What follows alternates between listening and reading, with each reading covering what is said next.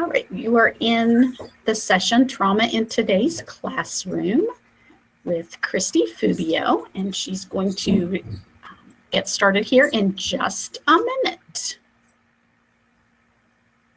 Alrighty, well, I'm trying to get it into presenter mode, and it is not wanting to work for me on this platform for some reason. So I tried to make it as big as I can. Hopefully we can still go through. If we have problems, Lisa, just let me know and I'll go ahead and get started.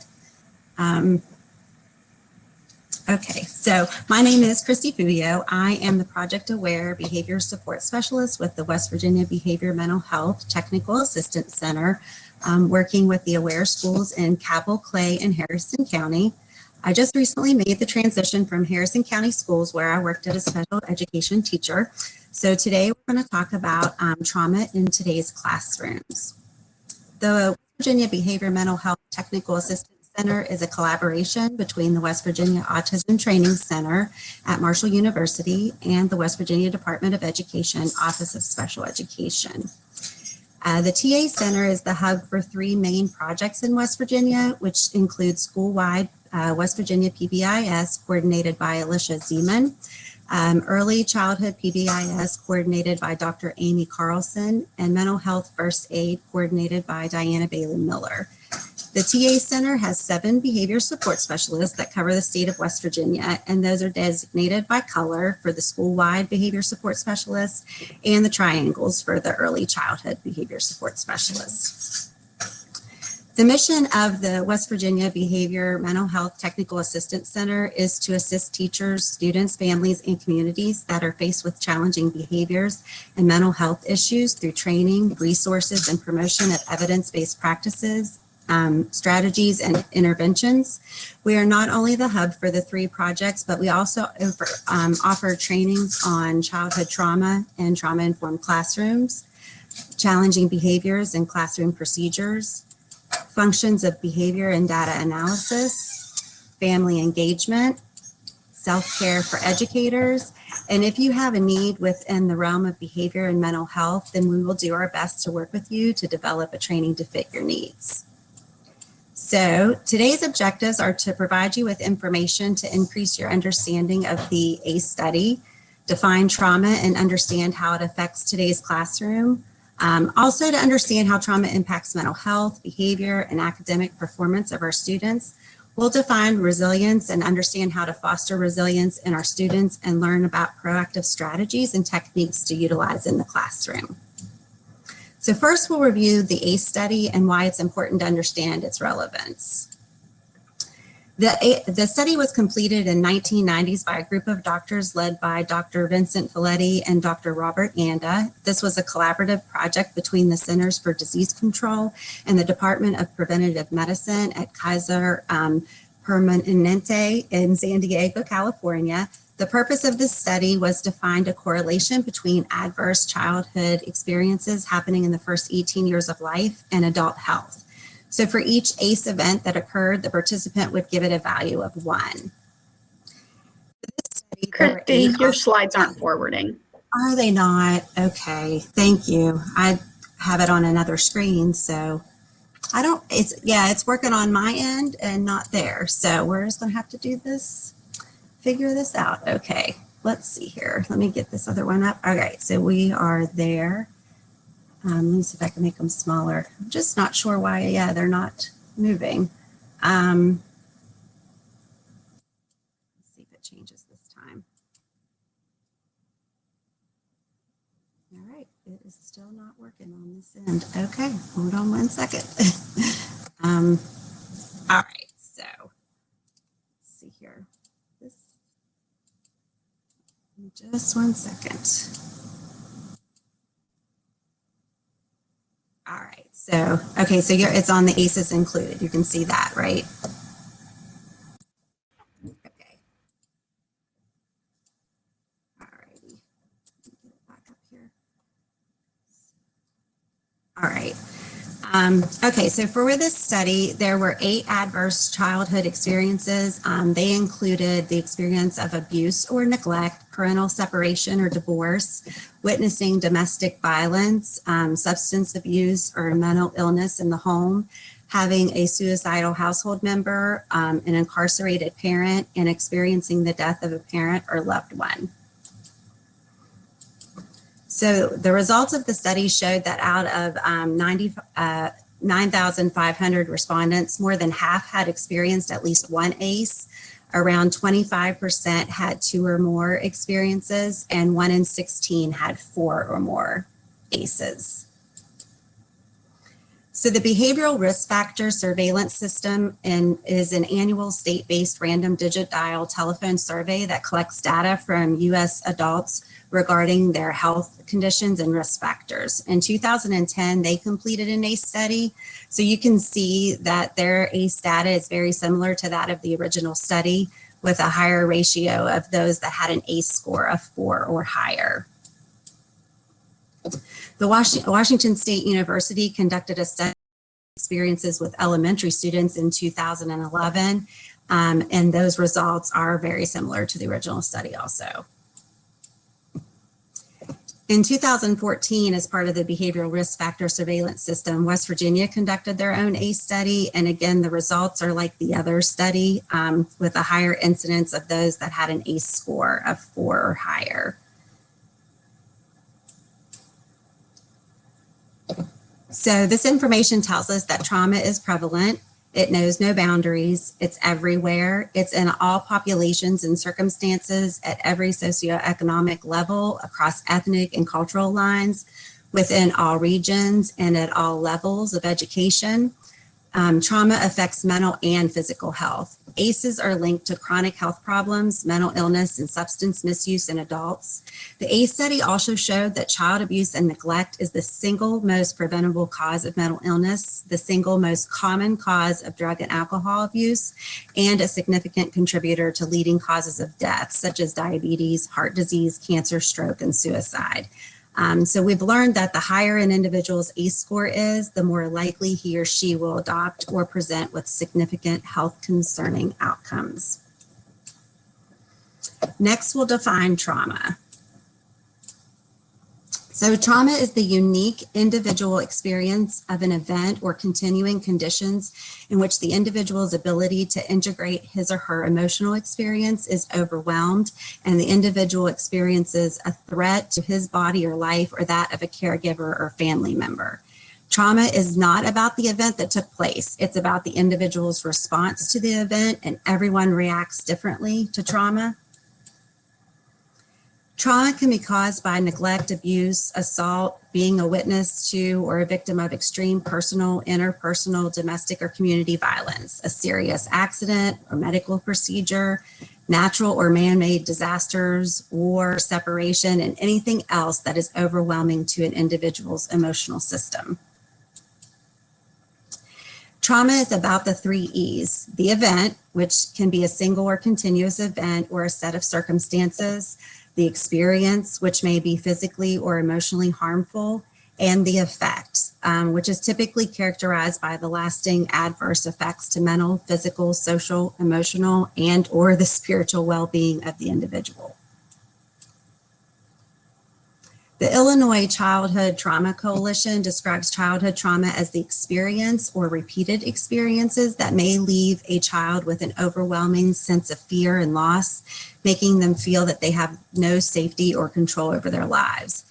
While learning how to understand, process, and cope with difficulties and even tragedies is a natural part of a child's developmental process, sometimes children get stuck and for some, these feelings become so intense that they get in the way of their continued physical, emotional, social, or intellectual development.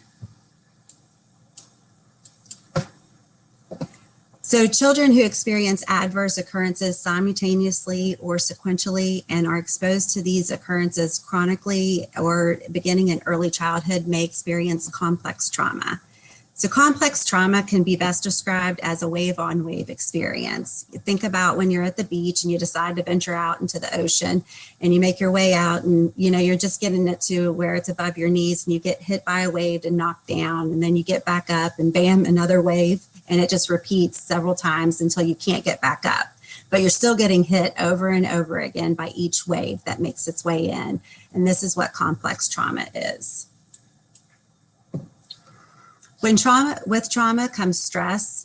Child traumatic stress can be caused by exposure to situations where the child fears for their life, believes that they could have been injured, is a witness to violence, or they tragically lose someone. And again, the impact on the child really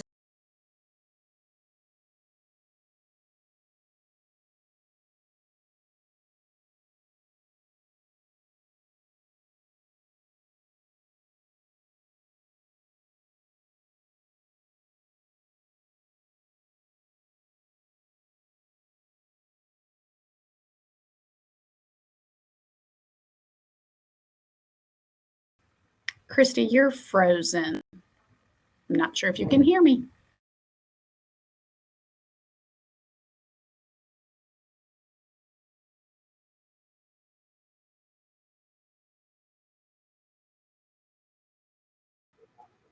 It looks like Christy might have gotten kicked out, so hopefully she'll hop back in and join us again in a minute. I'm sorry.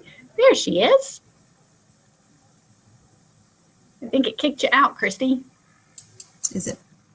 Can you see me now? Is it? I see you, but I do not see your screen.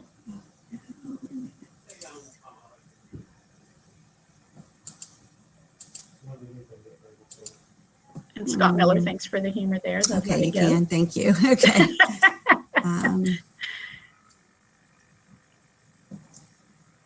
All righty. Sorry about that. It's not really wanting to cooperate. Right. So let's see here.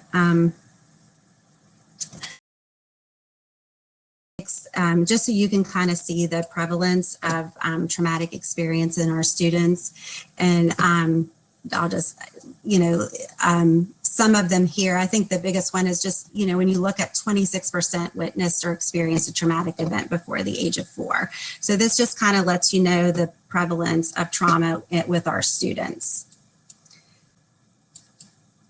So now that looking at some of those statistics, we're going to see how trauma affects our classrooms. Studies have shown that a fetus can be affected by trauma. A fetus can be impacted by guilt, shame, verbal or emotional stress, and toxic emotional trauma of the mother. The fetus's genetic makeup can also be affected by arguments, chaos in the home, poor health, alcoholism, drug addiction, physical abuse, and neglect. This stress and trauma in the utero can lead to children having trouble paying attention or solving problems later in life. If most of our students' early life experiences have usually activated their fear response system, then that child develops a negative and hopeless thought process versus having a positive one that's organized by affection and optimism. These elevated levels of stress hormones in utero and early childhood can significantly disrupt the development of the brain, which can affect learning memory, mood, relational skills, and executive functioning. So once children start elementary school, we've seen that ACEs are the single greatest predictor for health, attendance, and behavior. They're the second strongest predictor for academic failure after special education status. And of those with learning and behavior problems, 56% of those children usually have an ACE score of 4 or more, compared with only 3% who had an ACE score of 0. So you can see 1 out of every 4 has been exposed to a traumatic event that can affect learning and or behavior. So if you think in a classroom of 25, that's at least 6 or 7 of your students. Trauma can impact school performance, impair learning. Traumatized children experience physical and emotional distress, but you can help a child who's been traumatized. So if you think about your classroom for a few minutes, maybe think of one of your more challenging years. And did you have students with poor attendance, behavior issues, learning problems? And do you think now, like maybe they have experienced some sort of trauma? So ACEs have a very powerful negative effect on students' readiness to learn. It's a triple whammy effect. As their ACE scores rise, students tend to show progressively higher incidence of struggles, especially as it relates to attendance, behavior, and academics. And what we're learning is that the number of traumatic occurrences, that's what really matters versus the severity of it. Can also affect language development, social emotional development, relationship skills, and play skills. Young children exposed to 5 or more ACEs in their first 3 years are 76% more likely to have 1 or more delays in language, emotional, or brain development. Trauma affects the student's health through stress. Frequent and prolonged exposure to trauma or ACEs can create toxic stress, which can damage the developing brain. So it's harmful to the body's ability to fight infection, and that affects their overall health. Toxic stress also increases a child's heart rate, blood pressure, breathing, and muscle tension, which is their survival mode response. And their thinking brain is knocked offline, and self-protection is their top priority. So what they're saying to you when they exhibit behaviors is they just really can't hear you, they can't respond to you, and they're just trying to keep themselves safe. So it's important to recognize signs of stress because they mirror different behaviors that we're already seeing from our students. You know, the ones that others unofficially diagnose with ADHD or just classify as difficult kids. When we think of our more challenging students, you know, how many have lots of absences? How many seem angry all the time? Which ones have difficulty paying attention during class or seem withdrawn or jumpy? And for years, we've kind of chalked that up to, you know, just being a part of a child's demeanor versus it being a result of something that's happened to them. So trauma affects the developing brain. The brain acts as our alarm system, and it's designed to detect threats and respond quickly and effectively. So the best way to understand the brain is to look at the triune brain model. The bottom part, my animations aren't going to work, so I'll just have to delete them. The bottom part is referred to as the downstairs brain, and it's the reptilian brain. It controls the body's vital functions such as heart rate, breathing, body temperature, and balance. It also prepares the body for action when threatened by enabling the fight, flight, or freeze. The limbic brain is a set of structures that deal with emotions and memory. The brain danger and decides that part of the brain looks for danger and how to react. And the last part is the neocortex. It comprises the largest part of the cerebral cortex. It makes up approximately half the volume of the brain, and it's referred to as our upstairs brain. It controls our thoughts, and it can also overpower the limbic brain. It can be overpowered by the limbic brain, and it goes offline when reacting to situations using our reptilian brain.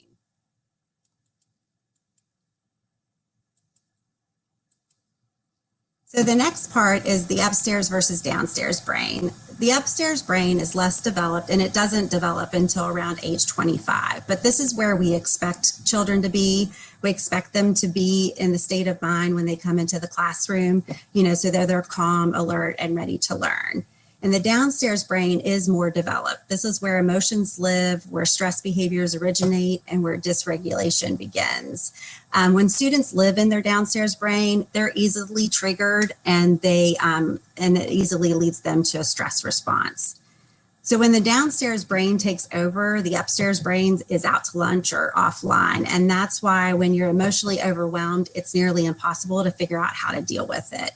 The upstairs brain is all about finding solutions to problems, but the downstairs brain is about fighting, fleeing, or freezing.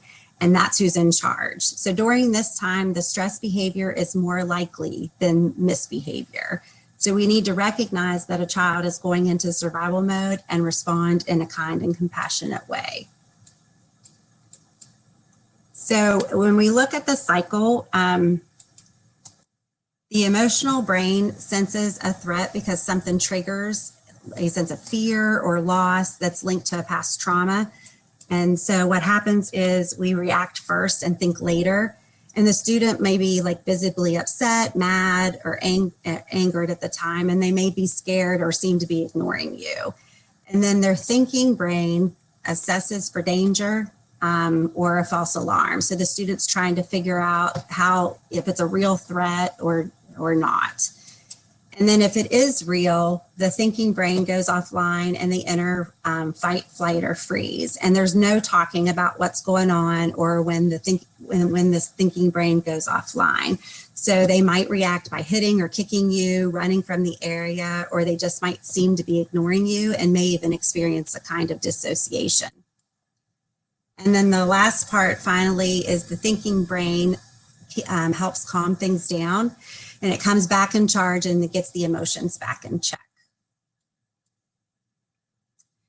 So now we're going to look at how trauma impacts mental health.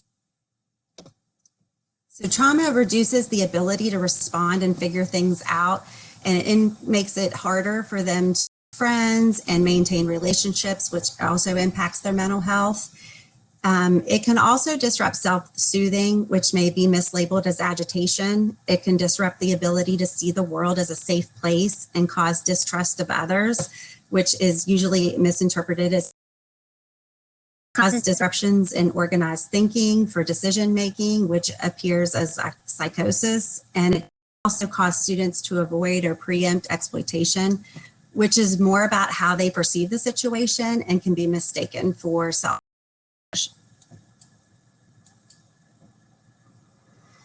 So trauma can result in negative self-image, low self-esteem, eating disorders, and possible diagnosis of depression, anxiety, PTSD. But those impacted by trauma are twice as likely to develop depression and 3 times more likely to develop anxiety disorders.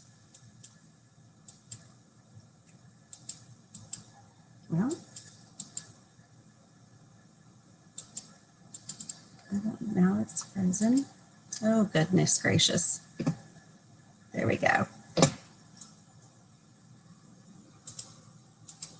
All right, sorry about that. Some of the most common mental health concerns among West Virginia children are ADHD, behavior problems, anxiety, and depression. So the prevalence of depression and anxiety and behavior disorders among children from 3 to 17 just shows increasing trends as they age. Among children between 2 and 8 years, boys are more likely than girls to have mental, behavior, or developmental disorders. So now we'll look at the impacts on behavior. Trauma impacts behavior by affecting a student's perception of reality because it takes away their sense of safety. It wires their brain to expect danger by increasing stress hormones that flow through the body, and it triggers the fight, flight, or freeze response. And it creates a sense of helplessness, and this results in some serious behavior problems.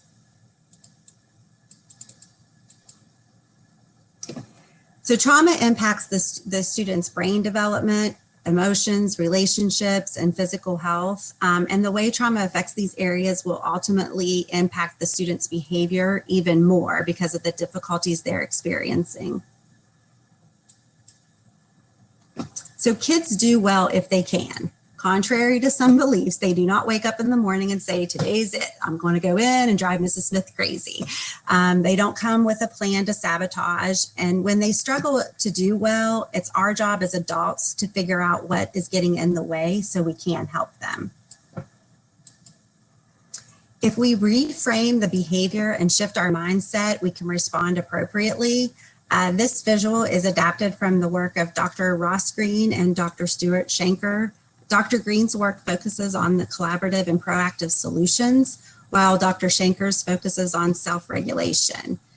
So we have to stop framing the behavior as a won't and reframe it as a can't. Instead of thinking that a child is being lazy or just attention seeking, we need to see that they are exhibiting skill deficits and are having a hard time balancing all the stressors. Instead of dealing with them with frustration, which can lead to guilt and shame in the student, we have to support them, and which will strengthen our relationship and their experience.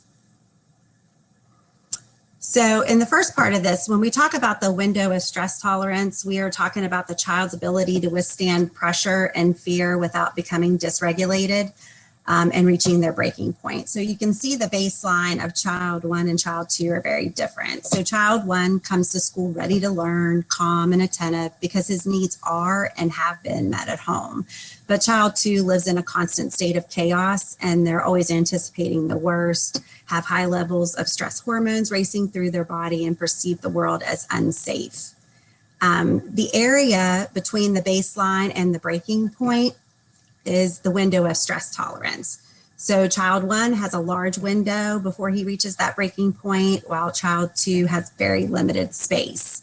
And we can change this window for child 2 by placing them in an environment that keeps them their window from reaching that breaking point. And as we do that, being supported allows his nervous system the chance to settle down and new neural pathways can be created then.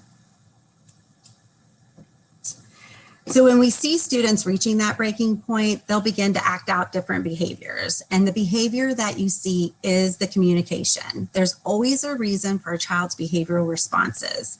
We have to anticipate and reduce those stressors so that the student's biological, cognitive, emotional, social, and pro-social domains can all work together with self-regulation. There's always a function to any behavior. Students are either trying to get something or get out of something. And in their need, they have a need that needs met, whether it's sensory, attention, a tangible, or an activity. And so we have to ask ourselves, you know, when we see those behaviors, what are they trying to get or what are they avoiding? Because what are they trying to communicate with that behavior? So when we see a behavior, we sometimes only focus on that behavior, and it's hard to look past the kids who's kicking you or tearing up the classroom or even so withdrawn that we can't get them to engage. And a stress behavior can look the same as a misbehavior, but inside they are communicating very different messages. So what we don't see hidden under the surface is the actual cause of the behavior. It can come from anger, lack of attention, sleep, safety, lack of social skills, the need to get something or just get the basic needs met. Those are just a few of examples that what could be happening. But Mark Katz wrote in Playing a Poor Hand Well that not realizing that children exposed to inescapable, overwhelming stress may act out their pain, that they may misbehave, not listen to us, or seek our attention in all the wrong ways can lead us to punish these children for their misbehavior. If we knew what happened last night or this morning before she got to school, we would be shielding the same child we're now reprimanding. And sometimes isn't that the truth? If we really knew the things that our students have seen or been exposed to, we would be heartbroken. But we do need to ask ourselves, why do we need to know specifics of their stories? We just really need to look at their behavior as communication that it is and figure out what they're trying to tell us. So the picture here is an example of stress behavior versus misbehavior. And it's hard to take the time to really look at the behaviors in the heat of the moment, but it's something we have to think about. The girl on the left is exhibiting stress behavior. So she's in her downstairs brain. She's not choosing to react this way. She perceives the other child as a threat, and she immediately went into fight, flight, or freeze mode. She's dysregulated, and she's reacting within her capacity. So she can't do anything different because she doesn't have the skills to do anything different. The child on the right is exhibiting misbehavior. Her upstairs brain's in charge. She's choosing to push her buttons. She most likely has the capacity to react differently, such as giving the younger girl that shovel and picking up a different one, or even handing that little girl one of the other bunch of shovels that are in there. So, but she won't, and she's fully aware what she's doing and probably that she shouldn't be doing it. So if we look at the stress behavior as the caution sign, it is telling us that there is a need or a skill that the child is missing, and punishment will not change that behavior. So next, we're going to look at the impact on academic performance. Students have a reduced ability to respond, learn, or figure things out, and they have problems with learning memory, which can be permanent. They're 2.5 times more likely to fail a grade, more likely to score lower on standardized achievement tests, and more likely to struggle with receptive and expressive language. They are suspended and expelled more often, and they more frequently placed in special education. So trauma affects their cognition by impairing their readiness to learn and creating language delays and problems with concentration. You can see it also impacts organization of narrative material, understanding cause and effect, attentiveness, executive functioning, and the ability to take another's perspective or engage in the curriculum. Trauma affects attention, memory, and cognition. It results in overwhelming feelings of frustration and anxiety, interferes with effective problem solving, and reduces a child's ability to organize and process information. So when you think about your former students, does this remind you of anyone specifically? Do you kind of look at things differently now that you know a little bit more about trauma and what they could be enduring? So there may be more to their story. With a better understanding of trauma, so we're now going to look at how we can help our students. So first we'll look at resilience. And resilience is the ability to return to being healthy and hopeful after bad things happen. Research does show that if parents provide a safe environment for their children and teach them how to be resilient, they can help reduce the effects of ACEs. We see resilience in children who have resilient parents that are willing to learn about parenting and how children grow, build attachment and nurture relationships, build social connections, meet basic needs, and build social and emotional skills. But we have to recognize that there are going to be a large group of our students who don't have that kind of support at home, so they're going to come to school to get these needs met. So how do we foster resilience in our students? Counter ACEs are protective factors that decrease the effects of trauma on individuals. A study in the October 2019 Journal of Child Abuse and Neglect found that these counter ACEs can lessen the effects of those with high ACE scores. So when you look at these counter ACEs, how many can we control within our schools? It's hard for us to provide predictable home routines, but we can provide information for parents who are looking for help, and we can provide that predictable school environment. We may not be able to provide a caregiver at home that makes them feel safe, but we can be that caregiver at school. We can provide opportunities to build communities so that children make and keep good friendships. We can build on that community feel by increasing self-concepts, esteem, and worth. And we can provide opportunities for fun at school, be the teacher that cares, and use all of this to increase the chances that they will like school. We can foster resilience by building attachments and nurturing relationships. Children need teachers who will be the adult that listens, responds patiently in a supportive way, and pays attention to the child's physical and emotional needs. When we do this by talking to them about non-school subjects and their interests, remembering things about their lives, sharing about our own, engaging in activities with them, telling them funny, embarrassing, and inspirational stories, doing crazy things, using their interest in activities, and apologizing when we mess up. So in other words, we're just showing them that we are human too. So the number one thing in your toolbox is building that relationship. We've learned that children grow and thrive in context of close relationships that provide love and nurturing, security, and responsive interactions. So a positive adult-child relationship built on trust, understanding, and caring will foster children's cooperation and motivation, and it increases positive outcomes at school. Warm and open relationship teachers do provide protective factors or those counter ACEs to all students. And those protective factors can and do function to reduce those challenging behaviors. We can also foster resilient connections. By building a community within our classroom, we can build a network of friends who support, help, and listen to one another. We can foster resilience by meeting basic needs. If we have to start at the bottom if we want the students to reach the top of Maslow's hierarchy of needs. We do this by providing children with safe housing, nutritious foods, appropriate clothing, and access to health care and good education. We're doing most of this at the schools now, and if it's something that we can't do, then hopefully we can work with our counselors or other resources to provide the information to the parents that are willing to.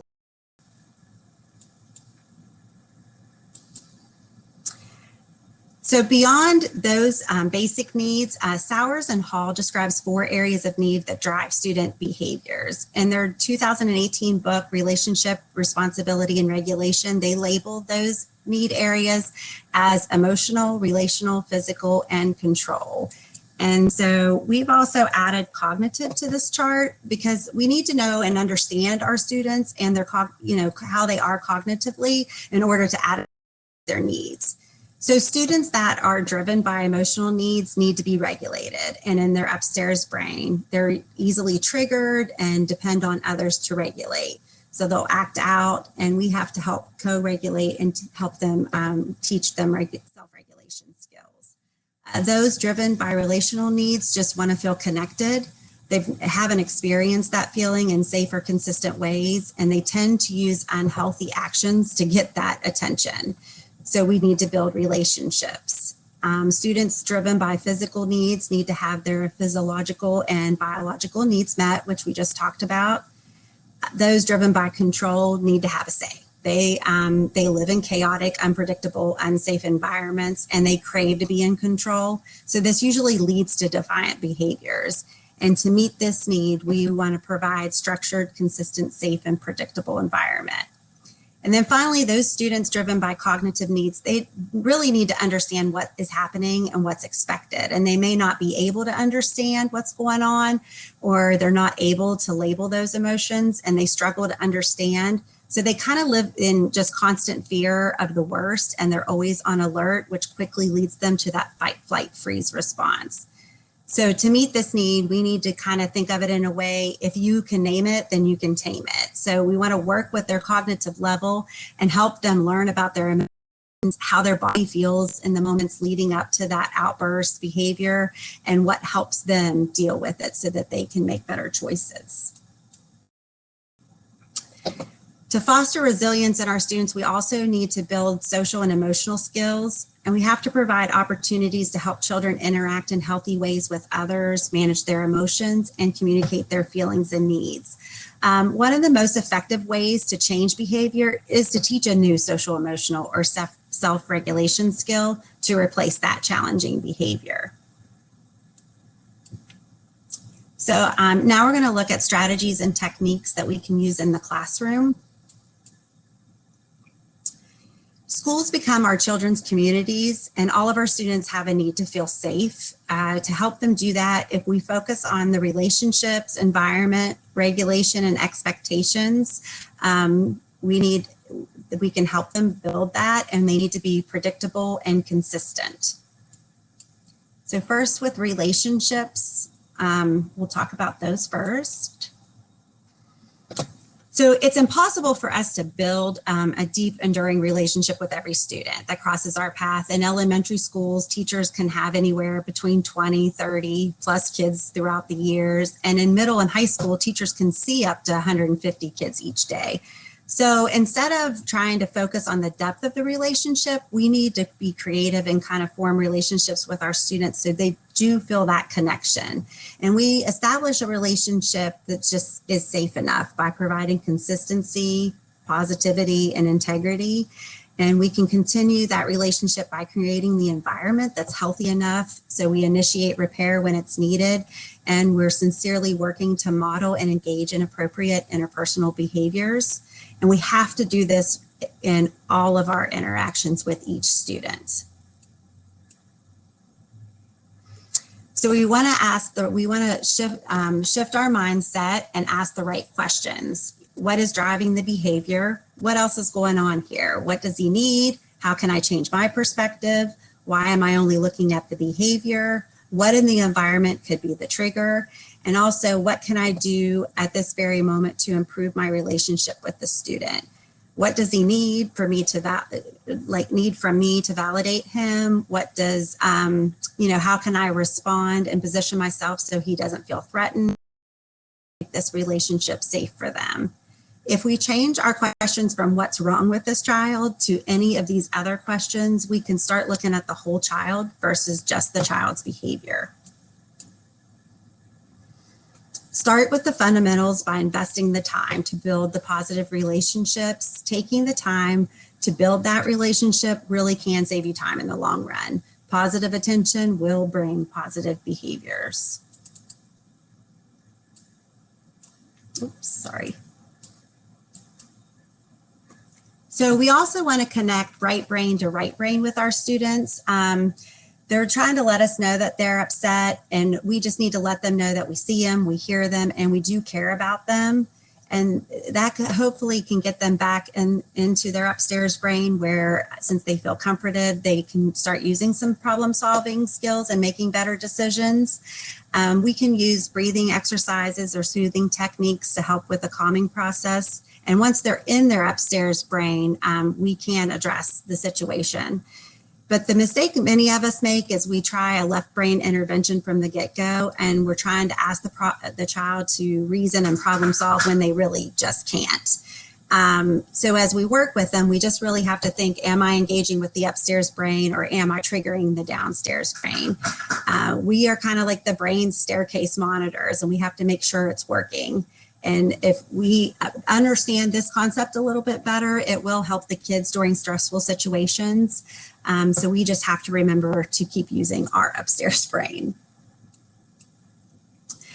It's okay to set boundaries for students in order to stay within the boundaries, follow rules, and to stay attentive to the adult in charge. Students need attention and nurturing relationships. So the teacher helps reduce stress and increase regulation and provides an emotionally safe and secure environment. So with setting those boundaries, you kind of think of yourself as a hybrid of General Patton, who, someone holding strong limits and boundaries, and Mr. Rogers, someone presenting them with softness and compassion. They need them, but they need to know you care. The next part, after you build the relationship, the regulation should come a little bit more naturally. So first think about just when you're upset, who do you run to when you are upset? Do you have somebody at work that you can vent to and kind of gets you back in that level state of mind? When you were little, do you remember being upset and feeling better after someone comforted you because they hugged you or they were holding you or they allowed you to sit on their lap? For some of our students, that's really all they're looking for. But we start with self-regulation. It is a journey and it's a skill that we all need to work on daily. It's the ability to manage, monitor, and react through behavior, emotions, thoughts, and energy in a way that's positive for ourselves and those around us. Self-regulation is higher level thinking that develops over time, so young children are still learning. And a huge part of self-regulation development starts with co-regulation. So co-regulation is a two-way street, and it continues throughout a child's life and is the building block for future self-regulation skills. We want these warm, responsive interactions to help support and coach these children. So if we think about the baby and the infant years, they're filled with co-regulation. Once the baby is crying or they're upset, we try to calm them by holding them, talking to them, swaying back and forth, and working through what they are upset about. Learning self-regulation skills by experiencing more tuned-in caregivers is really important, and it's linked to greater success academically and socially, improved emotional intelligence, and ability to cope better with stress and control impulses, becoming more independent, developing self-discipline skills, and staying focused on goals, better relationships with others, and the ability to adapt to changes.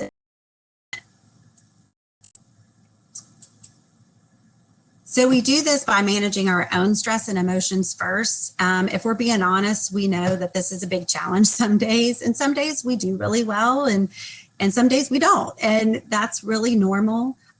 So And in the school, not only are we trying to manage the students' behaviors, but we have to manage our own. And it can be a lot day in and day out. So take care of yourself first and, give yourself a moment, take a deep breath, get a drink of water, pause before you react, think and focus on the positive things about the student and visualize a positive outcome in your mind. Develop realistic expectations. You have to remember that self-regulation skills, aren't magically there. They're just not born with them. So develop realistic expectations and provide supports. And remember that children at different ages will need different levels of support. Stay calm and model self-regulation. So when a child reacts in the moment, their brains are often functioning in survival mode like we talked about. So we have to meet them with empathy, get down on their level, let them know we hear them, and provide strategies and tools for self-regulation that we practice ahead of time. We want to provide structure and consistency. Many children thrive from consistent schedules. Predictability helps to decrease that stress, and especially for our students who get anxious with change and have trouble with transitions. So if we stay consistent with the rules and guidelines that are in place in our classroom, that will really help them. And we want to teach children about their brains, emotions, and strategies for self-regulation, because learning is power. When we equip them with the tools to identify their emotions and self-regulate, we're really giving them tools for a lifetime. Another advantage, something we can take advantage of, our time ends, and we just use this time to really have an emotionally attuned conversation. When we do this, we're giving that student an experience of what it feels like to be in a positive and connected relationship, and some of them have never experienced that. So next we'll talk about the environment and how we can build a safe community for our students. So we take the time to arrange the physical environment, arrange and organize the space so all your students can see, hear, engage, and move freely. You want to get your clutter in check and make sure you can see all of your students and get to them quickly and efficiently. And we do this not only to maximize learning and allow for active supervision, but also to increase the perception of safety, minimize distractions, and stress behavior. Consider some alternative seatings for your students. Offer traditional and flexible seating options. Brain science is showing that children start moving as a way to kind of turn on their brains. So take advantage of that. Consider using the large balls or standing desks, seat cushions, resistant bands, wobble stools, even pillows at a table set lower to the floor. Anything you really can think of. Be sure to teach the expectations with each kind of flexible seating so that they understand what's allowed with that choice. It doesn't have to be something that you dread. It really, we just have to look at it. Is it really so awful that a student is standing at their desk, especially if they are working and they're engaged? The goal of visual reminders is to decrease stress by providing students with reminders that they can see and they can understand. So visual reminders are not just for young children, they really are for everyone. If you think about your trips to the grocery store or anywhere during COVID, we have visuals to remind us to stand 6 feet apart, which way to enter a building or an aisle in a grocery store, and reminders to wear our mask. So these visuals were not explicitly taught prior to us entering each store, and it kind of showed when people walked the wrong way down an aisle. But in school, we do teach them explicitly, and we do repeatedly. And for some students, we'll repeat it over and over again. But when we teach and reteach, the visual becomes the reminder and provides extra support beyond the teacher. We want to create calm, predictable transitions, make it clear how much longer the activity will last, count down, use the 5-minute song, a visual timer, make sure they know and understand what's coming next by using a daily schedule or a first then board. Give them something to look forward to, especially if it's, recess, gym, lunch, or just another favorite that's next on the schedule.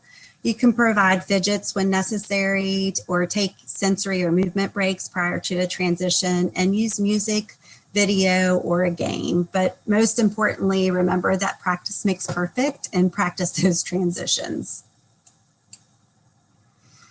So the kids don't come to the school knowing how our routines work in each area. So how we teach them to walk safely to the bus, use playground equipment properly, maneuver through the cafeteria orderly, and walk through the school building carefully is we teach the routine and we practice and practice and practice. And just when we think we can't practice anymore, we practice again. We want to provide the right environment for children to succeed. We're also providing, when we do that, we're providing relationships and regulation. And our goal is to help students move and stay in calm state with a regulated, safe environment. So finally, we set our expectations and we address the skill deficits by teaching the skills needed, which is what teachers already do best. So we've probably seen this before. If a child doesn't know how to read, we teach. If a child doesn't know how to swim, we teach. If a child doesn't know how to multiply, we teach. If a child doesn't know how to drive, we teach. If a child doesn't know how to behave, do we teach or do we punish? So why can't we finish that last sentence as automatically as we do the others? Children do not come into the world already knowing how to read, swim, multiply, or drive. So we do teach them. So why don't we do the same thing with behavior? Why do we have the misconception that children should know how to sit and listen, especially if no one's ever taught them? Punishing a child doesn't change the behavior, and misbehavior is often the result of a stress behavior or a skill deficit. So we need to teach the behaviors we want to see. So PBIS is a positive behavioral interventions and supports is a multi-tiered system of support that provides universal supports to all students at tier 1. Almost 80% of the school's population will be successful at this level, and about 10% will require more targeted, and then about 1 to 5% will require more intensive. But what happens here is PBIS does work with trauma. It's the action you take to support the positive behavior you want to see in your students, and it becomes the blueprint to build your school-wide support by preventing unwanted behaviors, using evidence-based practices to teach new behaviors. Teaching these behaviors, we want to teach them explicitly, mindfully, and step by step. So when we look at PBIS, we are looking at it's the framework. Well, it can help define your expectations and social skills training, and it offers supports at tier 1, tier 2, and tier 3 to help those students in your school. PBIS can hold and support the key areas of learning such as academics, behavioral supports, cognitive skills, crisis prevention and response, and more for those students that are affected by trauma. It embeds the trauma-informed values of safety, empowerment, collaboration, trust, and choice across all 3 tiers. So it is trauma sensitive. By implementing PBIS, you are providing a safe and predictable environment. You're teaching expectations. You're building relationships by providing feedback and acknowledging those positive behaviors you want to see. You have defined the problem behaviors, and it's the same across the board. And you've created predictable policies that adults are more likely to use because they align with your school, your county, or your state discipline policies. And we're using data to make decisions by where our students are having difficulty. So tier 1 is that main floor that's for everybody. We want the expectations and the procedures to be clearly defined, positively stated. A lot of schools use expectations such as be safe, be responsible, be respectful, but they're clearly defined and positively stated. So research has shown that if we can improve behavior by 80% just by pointing out what someone is doing correctly. Because if you want something, you must teach it, and then you must acknowledge it. So we teach, you also teach in the hallway, cafeteria, bathroom, what the expectations are. So everybody's on the same page. Across the board, teachers and students know what the expectation is. And you're just making accommodations for the grade level or the age of the child, but it still all correlates together. Tier 2 help decrease your office discipline referrals, increase positive school climate, improve organizational health, decrease bullying, and increase achievement, academic achievement. So we also want to add social emotional learning. It's another strategy for improving student outcomes. It's a process through which children and adults, they can understand and manage emotions, feel and show empathy for others, establish and maintain positive relationships, and set and achieve positive goals and make responsible decisions. It works in all the core areas. Teach students the different components of social emotional learning so that they learn more about self-awareness, self-management, social awareness, relationship skills, and responsible decision making.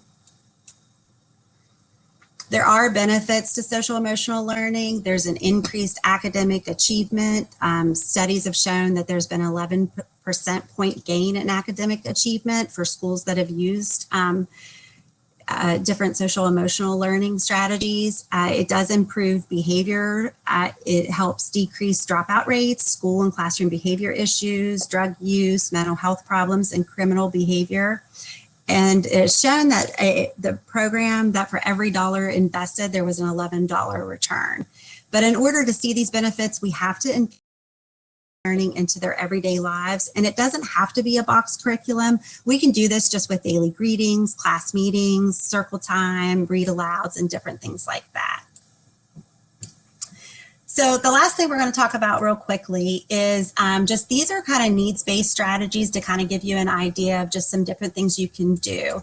So for those students that like struggle with anger management, we want to pick our battles. Don't pick up the other end of the rope. Use literature and different stories to talk about emotions, physical movement, just get them up for those brain breaks, teach them breathing exercises, squeezing a stress ball or a stuffed animal, and then draw and write something depending on their age level, but have them put those emotions on paper and crumble it up and get rid of those negative emotions. Those that struggle with dysregulation, they really just want co-regulation. But they also may need a snack.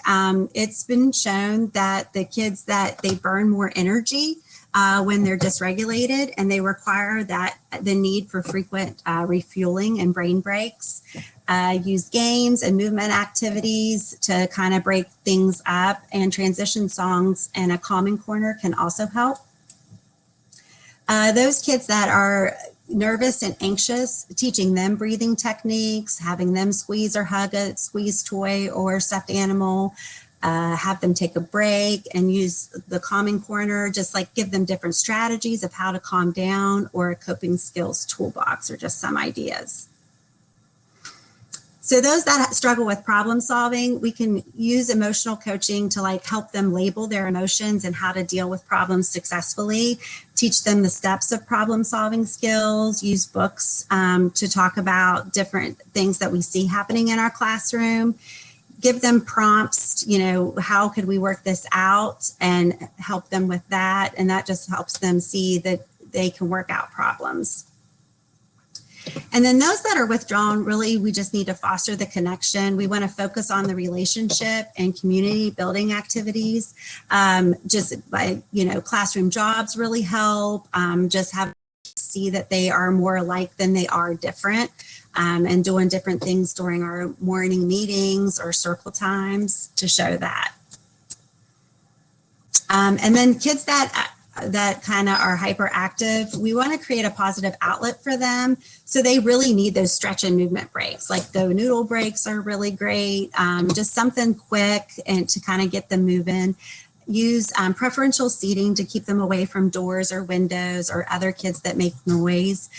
Look at those flexible seating options that we talked about, and even fidgets, you know, something that they can play with in their hands. But you want to teach them the expectations with that too, so that they know what they can and can't do.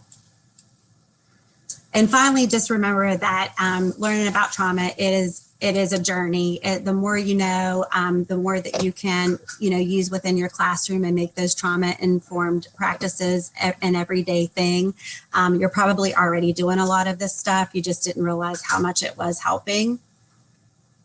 So you want to take care of yourself and put your oxygen mask first. It really is true when you're dealing with children with trauma that you have to take care of yourself. Figure out how you can decompress after a long day and what gets you regulated. So really, most importantly, don't give up. Research has shown those that work in trauma, they have figured out that those who need help the most really are the most difficult to help. So it's really not so important to know the child's specific ACE score or even the details of the trauma. We just need to know that it does come in all forms and it does affect everyone differently. So if we focus on these relationships, regulation, environment, and expectations, then we can provide a safe and nurturing place for our students. And last, I'll leave you with this. So do the best you can until you know better. And then when you know better, do better. Be willing to learn from others and try again. So if you have any questions, you can contact me using my email. If you want to learn some, have additional information or resources, you can check out our websites. That's the website to the TA Center and West Virginia PBIS. If you want to learn more about implementing PBIS or you think trauma training would be beneficial to your staff, you can reach out to me and I can get you in touch with your behavior support specialist. So thanks for being patient and thanks for attending today. So I know it's a lot of information. I just hope that you have a little bit better understanding of trauma and how it affects our kids and the different things that you can do to support them. So I appreciate it. And hey. Thanks, Christy. We did have a question about a link to the PowerPoint. Should they just email you for a copy? What's the best way to do that?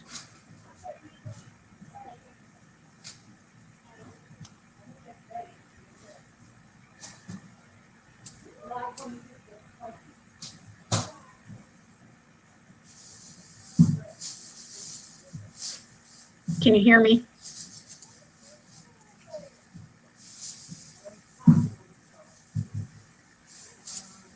All right, we will go ahead and end the session then. Thank you so much. Thanks, guys.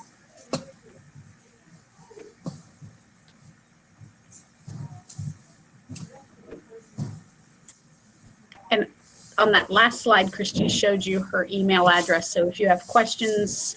Thank you. I wish the PowerPoint would have worked correctly. I know somebody wanted a copy of it. Yes, I can do that. I will get you a copy of it so that you guys have the information. Can absolutely do that. Great. Thank you so much. Everybody have a great afternoon. Thanks, Christy. Appreciate it.